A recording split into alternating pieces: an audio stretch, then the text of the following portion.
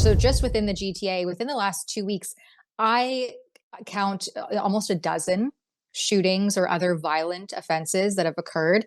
And so at post string of violent offenses and a string of shootings and other really disturbing home invasions and situations, the York Regional Police Chief, Jim MacSween, came out and basically told you that if your home is being invaded, just comply with the perpetrator or else. Really, let's have a listen and we'll come back for some comments on this. It's crazy. Premier can make his own statement and his own mind up about that. What I would say is, as a police service, we'll follow the laws as they're written. The laws change, we'll change with the laws. But as it stands, we know the best defense for most people is to comply. As you've just heard, a number of safety recommendations will allow for those that are victimizing members in the community to leave and not harm anyone. It sometimes can fall on deaf ears when members feel like they have to take matters into their own hands. And the only thing I'd say is, if we are going to rely on our community members to take matters into their own hands to solve this problem, we have all failed our community. I've been down at Queen's Park. I've provided comments on bail reform. So have many of my colleagues across the GTA. And here we are again talking about it. And it seems like in some cases, right, we have not moved the needle collectively. Because this is not just a police issue. Unfortunately, when it becomes our issue, it's too late. So we need to do something about this issue around bail and about keeping those people off the streets that shouldn't be on the streets. Okay, the first part is madness and the second part makes perfect sense. Yeah, it's such an inversion of one thing to the next. It was so weird. Yeah, I'm sure the family of Abdul Alim Faruqi, the man who was killed in his Vaughan home, defending his child, appreciates the posthumous lecture from these cops about how he should have been just a better listener to the marauding home invaders. Like, yes, the problem is bail reform. The problem is the removal of mandatory minimum sentences for a whole host of gang-related crimes, because the Liberals said it was a reflection of systemic racism. Which is insane, because these offenders go out and then they offend largely in minority neighborhoods where they come from. They tend to offend close to home. So it's systemic racism to keep releasing the bad guys into the minority neighborhoods. But what do I know? I'm not a fancy liberal who cares about this sort of stuff. I care about people not being killed in their own homes. And he is right. Like, bail reform is a problem. Why don't you name the names of the people who have changed the bail and sentencing laws in this country? Name them by name. Name the Liberals. Name Bill Blair. Talk about Gary Anandasangari and how he's not doing anything. Instead, there's a reason why people feel like they have to take matters into their own hands, because nobody else is doing anything. Nobody else is doing anything. Well, and also call out Justice Minister, Attorney General of Canada, Sean Fraser, and his ridiculous rhetoric on social media in response to Pierre Poilievre calling out the crime wave, the disastrous chaos that is unleashing on Canadian streets, highlighted if you just search the last 2 weeks in the GTA, it's right there in your face. The proof is in the pudding. There's no ignoring this anymore. And instead of calling out Sean Fraser, I don't know if we can pull up his post on X where he says, this isn't the Wild West. Yeah. This is Canada. And it's like, well, actually, Canada's really starting to seem like the lawless. Wild West. Yeah, where lawlessness and outlaws rule the streets, and you're left basically to your own devices. If Jim MacSween, York Regional Police Chief, has anything to do with it, it's like, just ask the intruder what they want for a beverage while they're invading your home and sit back and try to relax. So hopefully you don't get caught in the crossfire. I mean, this is such an inversion to the advice that you typically receive from police or others.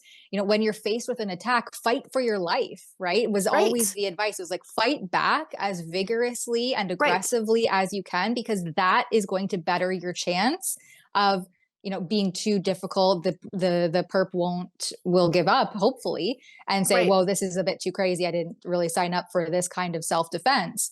And instead of doing that, we're telling people, you know, take a self-defense class, or, you know, learn how to secure your home, your property, yourself, your belongings, have an emergency plan in place. Like, there's like, well, just comply with their wishes and hope that you get out scot-free. This is madness. Leave your keys at the front door and put your TV in the back seat of your car, so that when they take the car, they don't have to, you know, like, the TV's already there. These dirtbags breaking into people's homes, killing fathers as they try to defend their children.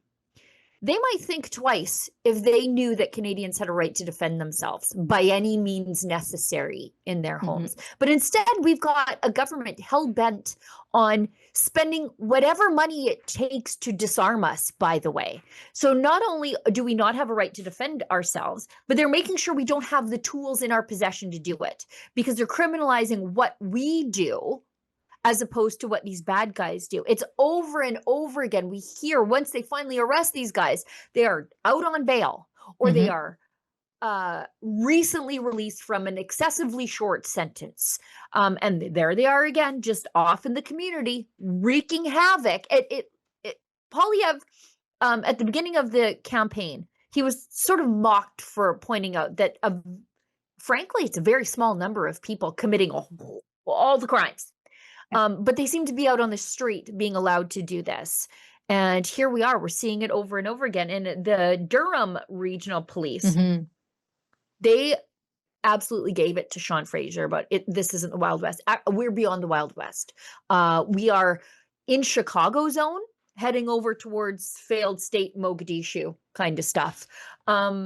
They said, this isn't the Wild West, it's Canada. Not so sure, Minister. When bullets are flying in open spaces at all different directions, having the potential to strike completely innocent individuals, or an 8-year-old is struck by a stray bullet from a shootout while asleep in their bed, or a youth murdered in an open and full public food court washroom, it actually does resemble the Wild West. I actually think it's worse than the Wild West, because the Wild West had sheriffs, and everybody in the Wild West had guns. So if a bad guy just like sauntered into the saloon, there was going to be at least a shootout.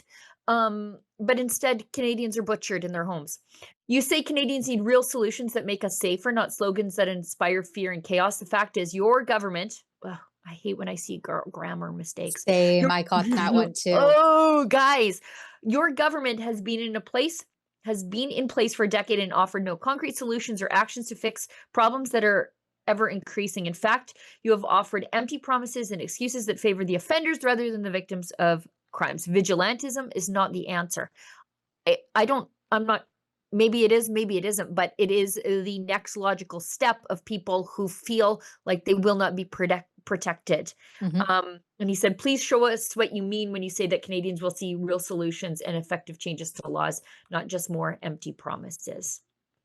Yeah, I mean, where was York Regional Police Chief during this Durham Region Police Association's post to X? I mean, that is the kind of thing that's going to get attention, that's going to get the Liberals and hopefully Justice Minister Sean Fraser saying, whoa, this is not a good look, right? I'm obviously extremely out of touch.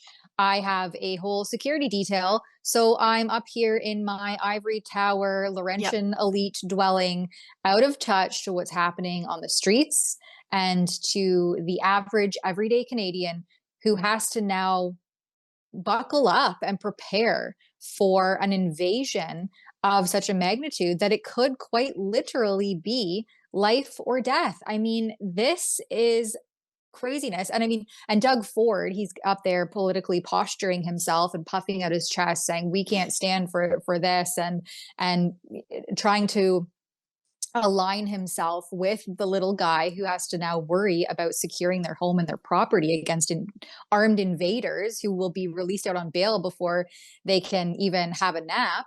And he's really the guy at the helm that could be making changes, that could be doing, tangible things to increase the provincial laws. And I guess he's, well, it's Ford after all. So there's a lot of talk and very little action.